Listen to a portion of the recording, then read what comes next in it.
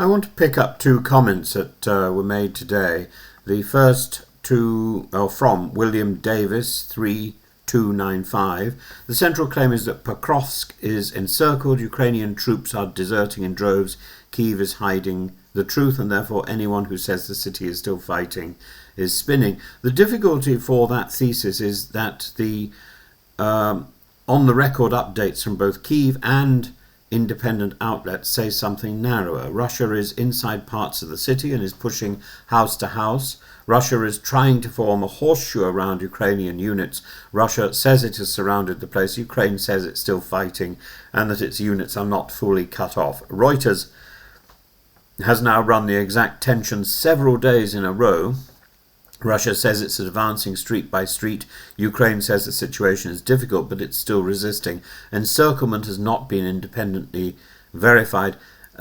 This matters for one reason. If Moscow could truly show a Mariupol-style cauldron, it would be plastered across all Russian channels at once. Instead, we get language about progress, about capturing outlying spots, about pushing north inside the city. That is offensive momentum. It is not a clean encirclement, which is what people were saying a year ago.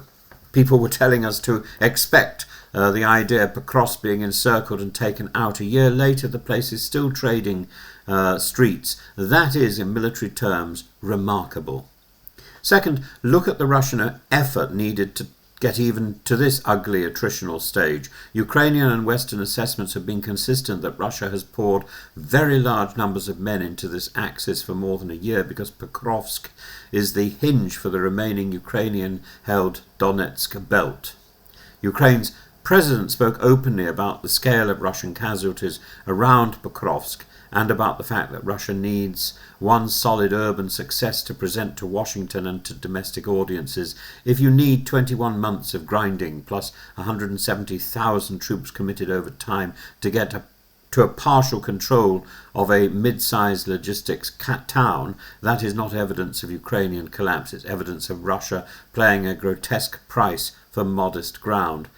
Third, the desertion story. Yes, Ukraine has tightened mobilization. Yes, there are grabs in cities. That is because the war is in its fourth year and Russia is trying to win by mass. But the mirror image is always missing in that sort of comment. Russia is doing compulsory call-ups in occupied areas, recycling penal units, throwing very small assault groups into an urban meat grinder precisely because it cannot afford big, elegant, combined arms pushes. Al Jazeera's piece on Pokrovsk actually spells this out today. The Russians are coming in twos and threes to establish footholds because that is what they can get through Ukrainian drones. That is the economy of force tactic, not a sign of Ukrainian mass surrender. Fourth, the insult about the little ape-like Ukrainian pickpocket and putting Boris Johnson in the dock is just that, an insult. It doesn't tell us anything about the battlefield. What it does do is give away the logic. If you think the Ukrainian state is already criminal, every bit of Ukrainian reporting becomes spin, every Russian claim becomes reality. That's not analysis, that is partisanship. Now to Steph Foxwell 4620, who says Britain is bored, that this is IRA-style fatigue and that the blackout story shows Ukraine is finished anyway. You're right on one thing. The Russian weekend strike was one of the heaviest on Ukraine's energy system since the start of the full invasion. There has been confirmation of damage in several regions. The Guardian, Al Jazeera, and others said the same thing. People in Kyiv, Dnipro, Kharkiv and Sumy are on long outage schedules. This was a coordinated attempt to push generation to zero.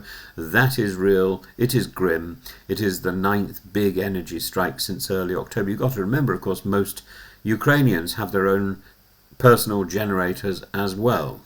But this is only half the ledger. You cannot say Ukraine should stop talking about Russian terror on its grid and then ignore what Ukraine is doing to Russia's fuel economy at the same time. In the same week that Moscow tried to black out Kyiv, Ukraine put Lukoil's Volgograd refinery offline with drones. Ukraine also hit Tuapse in the Black Sea hard enough that exports were halted completely. Both were confirmed by Russian and Western energy sources. These are not symbolic strikes. If Volgograd is down and Tuapse cannot load, Russia loses tens of millions of dollars a day, and the shadow fleet that hauls Russian crude to India and China has to loiter or sail away empty. That is exactly the kind of pressure Ukraine wants, because it hits Russia's war purse and Russia's ability to supply its own forces. And that is why this is not nonsense, as you put it. Russia has chosen to make civilian electricity in Ukraine a target. Ukraine has answered by making Russian refineries export terminals for their war economy and power plants a target. ISW, Reuters and Kyiv Independent all note that Ukraine is now striking Oryol, Kursk, even deeper sites, and for that reason precisely, it is reciprocity dressed as deterrence. You may find that boring, the Kremlin does not. The Kremlin finds it expensive. So, where does that leave Pokrovsk today? Russia is inside parts of the city. Russia is claiming to have surrounded Ukrainian detachments. Ukraine is still moving special forces into the area and is still saying the city is not fallen. Independent mappers say Russia has advanced but stopped short of saying the pocket is sealed. That is a stalemate in miniature. It can tip, and if Kyiv decides to pull out the remaining units to avoid encirclement, Moscow will present that as a grand victory. There's even evidence of Russian soldiers surrendering to the Kyiv troops. But even if the story is of a Russian victory, Russia needed almost 2 years and appalling losses to move 39 kilometers from Avdiivka to Pokrovsk. That is not the work of a winning army. The people are bored so it doesn't matter argument is politically dangerous in London, Paris and Washington because it tells the Kremlin that strategic bombing of civilians works over time. Ukraine is asking the IAEA Board of Governors to meet because Russia hit substations that feed the Rivne nuclear plants and others. That's not a local squabble. That is a European safety problem. Boredom does not make it go away. Yes, Ukraine has corruption investigations running in Kyiv, including searches linked to energy sector schemes. That is not proof that Zelensky is fleeing. It is proof that wartime Ukraine is still trying to run anti-corruption operations even while under missile attack. That is something Moscow cannot copy. So if you want a neat summary for this story, here it is. Pokrovsk is contested, not conquered. Russia is paying heavily for every block. Ukraine is losing light and heat because Russia hit it hard at the weekend. Ukraine hit Russia's refineries hard in return and knocked major capacity offline completely. Neither of those facts look like the collapse of that the commentators want to see. They look like a long war in which the side that can keep repairing, keep striking back and keep men in the line has the far better story. The side that knows what it's fighting for. And that's not Russia.